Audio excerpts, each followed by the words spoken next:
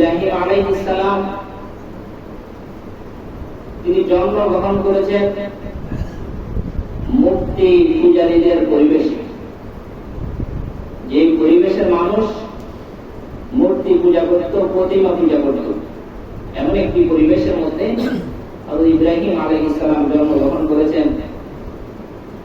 বুঝ শক্তি আসার পর থেকে হযরত ইব্রাহিম আলাইহিস সালাম মূর্তির বিরোধিতা করে আসতেছেন। তিনি বলতেছেন ইবাদত হবে একমাত্র আল্লাহ। ইবাদত হবে কার? ইবাদত হবে একমাত্র আল্লাহ। ইবাদত মানুষ করে দুই কারণে, দুই গুণের কারণে মানুষ অন্যের ইবাদত করে। যার মধ্যে অধিক উপকার করার ক্ষমতা আছে, অধিক উপকার করার ক্ষমতা থাকার কারণে মানুষ তার ইবাদত করে। আবার অধিক ক্ষতি করার কারণে মানুষ তার ইবাদত করে। আর অধিক উপকারী আর অধিক ক্ষতি করনে वाला একমাত্র কে? আল্লাহ।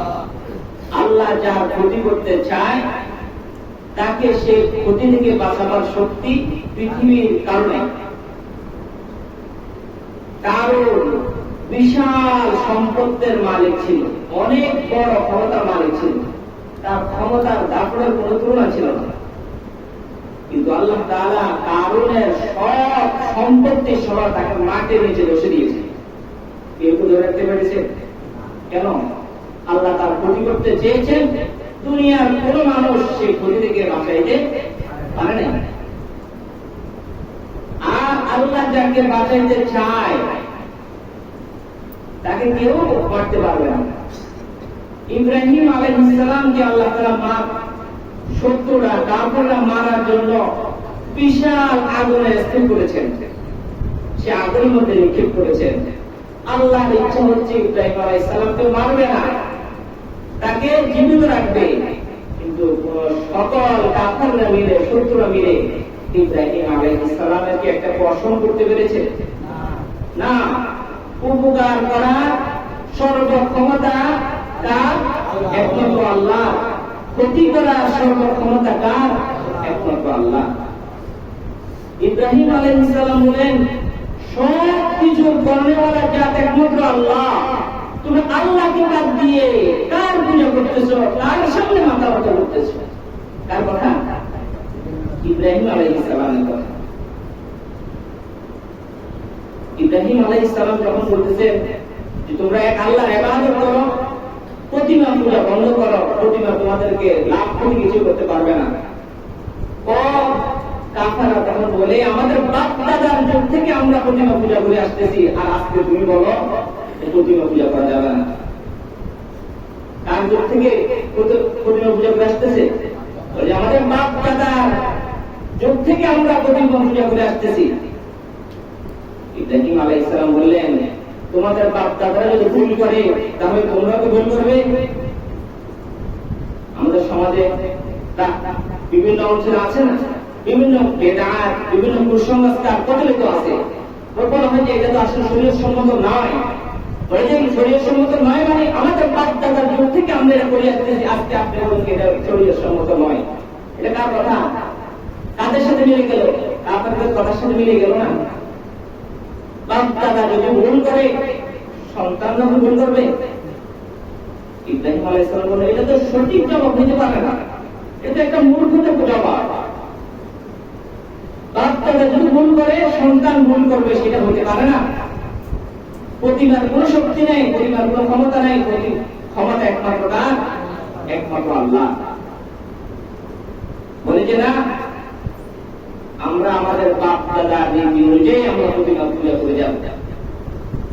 ইব্রাহিম আলাইহিস সালাম বললেন ঠিক আছে, তোমরা যেহেতু প্রতিমাই পূজা করবে আল্লাহ তাআলার দাসত্ব বাদ দিয়ে, তাহলে তোমাদের প্রতিমার ব্যাপারে আমাকে একটা কিছু করতে হবে। কি করতে হবে? কিছু একটা করতে হবে। প্রতিমা পূজারীরা ডাক্তাররা যখন পূজা স্থল থেকে চলে গেল, ইব্রাহিম আলাইহিস সালাম নির্জনে প্রতিমা স্থলে গেলেন।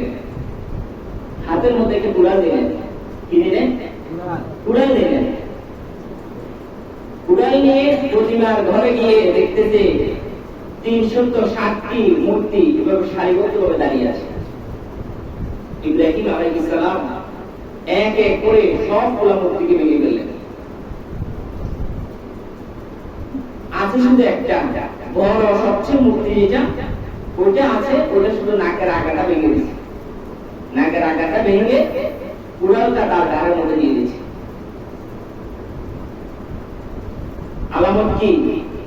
এই যতগুলা ভাঙছে সবগুলা বড় মূর্তি ভাঙছে, যেহেতু কুড়াল তার গাড়ে আছে। নাকটা ভেঙে দিয়ে কুড়ালটা তার কাঁধের মধ্যে ঝুলে দিয়ে ইব্রাহিম আলাইহিস সালাম চলে গেছে। পরক্ষণে মূর্তি পূজারীরা যখন মূর্তি পূজা করতে আসছে, এসে যাই আফসোস, আমাদের মাহবুবদের তো করুণ দশা, কি করলে এই করুণ দশা? একে অপরকে দোষারোপ করতেছে। তোমার অসতর্কতার কারণে, তোমার অবহেলার কারণে আজকে আমাদের মাহবুদের এই অবস্থা। তুমি যদি একটু সতর্ক থাকতা তাহলে আজকে আমাদের মাহবুদের এর ক্ষতি হতো না। হঠাৎ করে একজন বলতেছে, ইব্রাহিম নামে এক যুবক আমাদের প্রতিমার বিরোধিতা করে। ইব্রাহিমকে তাকে ডেকে নিয়ে আসো। ইব্রাহিম আলাইহিস সালামকে ডেকে নিয়ে আসা হলো। ইব্রাহিম, তুমি কি আমাদের প্রতিমার এই দুর্দশা করেছ? বলে যে বড় মূর্তি যেটা আছে ওটাকে জিজ্ঞেস করো না। কাকে? বলে বড় মূর্তি যেটা আছে দাঁড়িয়ে আছে তাকে জিজ্ঞেস করো এগুলো কি ভাঙছে।